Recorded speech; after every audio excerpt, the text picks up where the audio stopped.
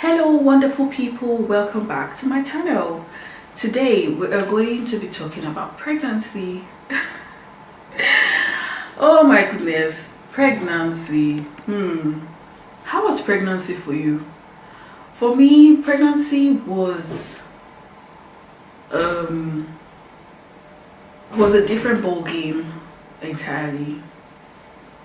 It was a different ball game that, at every stage I was always like, omo. My omo was always omoed. Like, it was always omo times 1,000,000, because I wasn't prepared for it at all. It was a stage of my life I was never ever prepared for, because the idea I had about pregnancy was the Nollywood ideas. You know, that idea where, Nollywood now, like today you just see one girl or one lady will just run to the gutter, vomit into the gutter, and then they'll be like, Shotilorium, like, are you pregnant? And then maybe the next scene will be maybe the husband rubbing the back, and then the third scene is, you see the lady pushing her tummy, and before you know it, we have a child. So that was the experience I had. Well, people talk about morning sickness, but the idea was just that when people talk about morning sickness, it just sounded like something that was really light. It didn't sound like a very big thing. And then, well, my mom used to talk about she used to talk about the pain. Everybody talks about labor pain, we hear about it, but then when you hear about it, it's different from when you experience it. Growing up, most of my aunties, once they get married, they're leaving the house, so they're having their babies in their house. So I never experienced what they experienced. I didn't have the opportunity to be part of what they experienced. So when I got married and I was pregnant, that thing they say that the day you go to the hospital to go and do a check and you discover that you are pregnant, oh my goodness, everything changes. For me, the first trimester was really, really hectic. I was always tired, and it was really about I was always nauseated.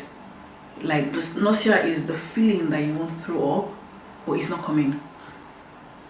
When vomiting is good, because when you vomit, when you're able to throw up, you feel better about yourself. But nausea is, you have the feeling but it's not coming.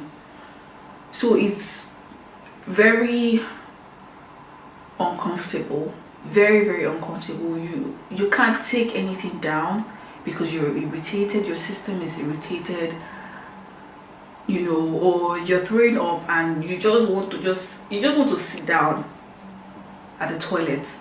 You don't even want to stand up, because you know that you're not, deep down you're not okay. Yes, you've gone to the toilet, you've done what you want to do, but then you still feel, you just want to sit down there and do whatever it is you want to do. That was how it was.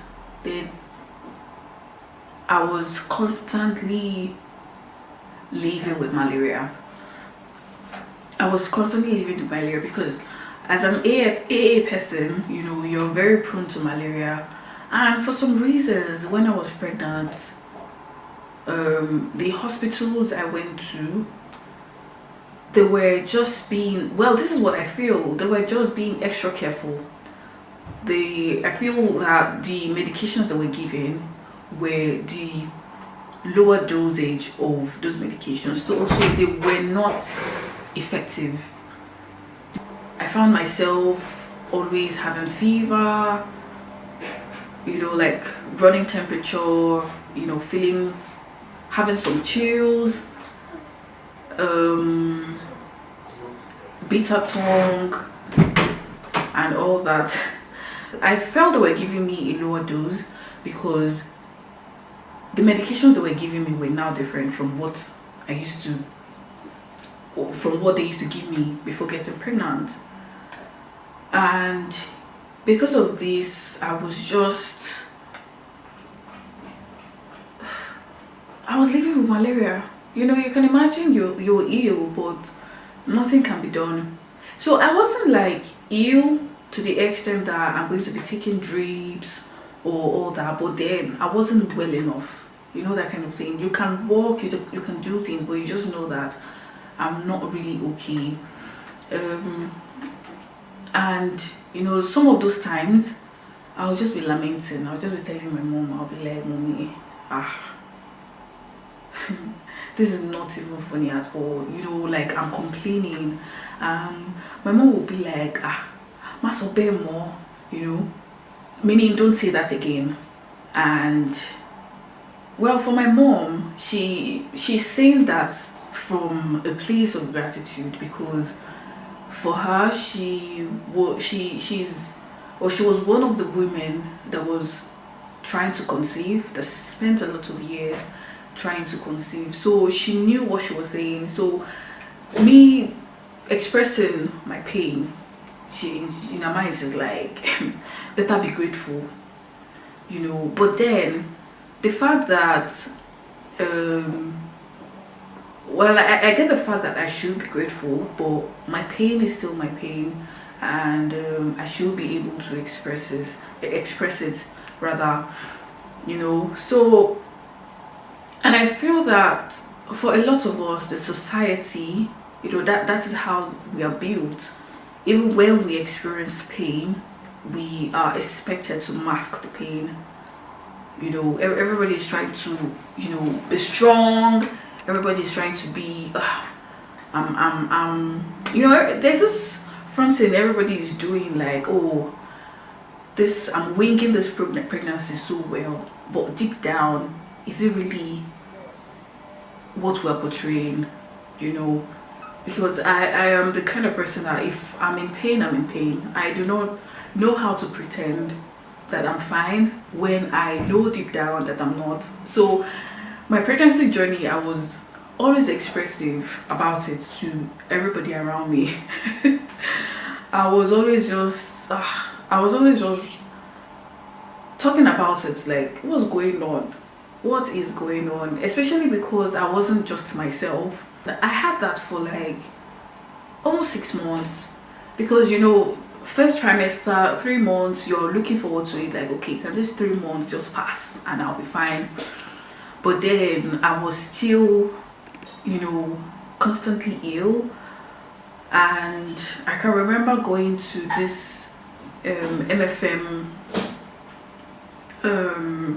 pregnant women meeting. I'm super grateful for MFM, for that program, for even going as far as bringing a doctor, because I don't think I paid for that program. It was free. It was my turn to see the doctor, so I told him my symptoms and everything, and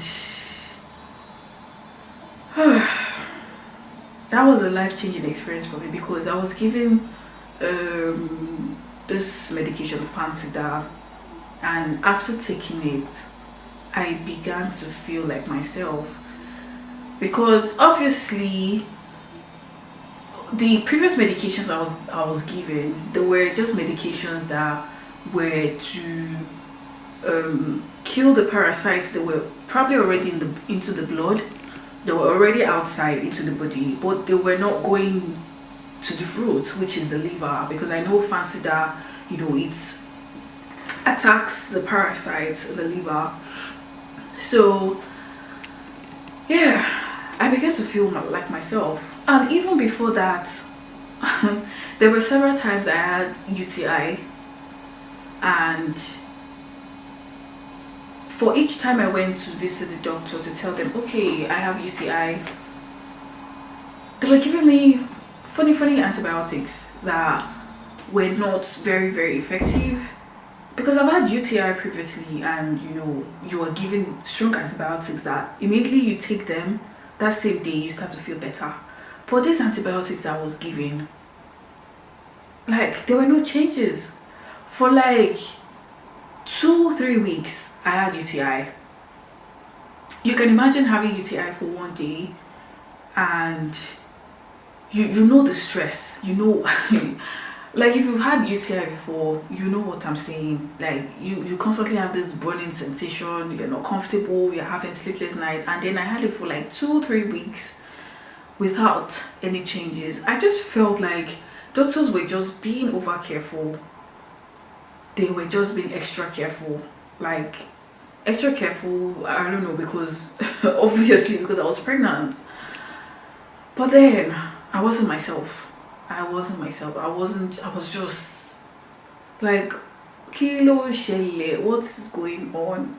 Nobody told me this. Nobody told me that it's going to be this stressful. It's going to be this uncomfortable. It's going to be a whole lot of things, you know. Those are the things you get when you're pregnant. I'm grateful for myself, but you know, there are even some people that once they're pregnant, they can't even work, they can't do anything, they're in the hospital taking drips. You know, I have somebody that told me recently, you know, that once she's pregnant, she cannot work, she's just at home, or she's just in hospital taking drips. So there are different levels, and then we have people who are blessed enough to not have any symptoms at all. But I can assure you that these people are very rare. I would like, these people is very, very, like, is a minor percentage of women that, you know, this category of women are very, very, very lucky. Like I said, I didn't have anybody to put me through this, to tell me that, see, pregnancy is not Nollywood experience. Is a different ball game entirely that can change, that can change your whole life, or that will change your whole life. And you know, and I would say that my experience has shaped the way I view life. Now when somebody says, oh, I don't want to be pregnant, for personal reasons, for reasons known to them, I respect their wishes, because it's not easy. It's not easy at all. It's not easy at all. I mean, as long as you know the advantages, and you know the disadvantages, you know what you're getting, you know what you're losing. And for someone who is ready to get pregnant as well, you know what you're getting, you know what you're losing, you know the sacrifice you're going to give, and you're ready to go for it, then fine. You know, we are in a society where people just expect you to, like, once you're married, you should be pregnant. You know, that's just like an expectation. Like, why are you not pregnant? People can choose to not go through this path, because of course, if this is a mutual agreement between you and your partner, people can choose not to, and that is okay. Like, going through pregnancy, I'm like, you know, if you don't want to go through it, fine, you're fine. You know, you're fine. You don't need anybody to you don't need to validate your reasons with anybody. So just go with your reason, hold on to your reason, and just be happy. Be happy, and that is the goal.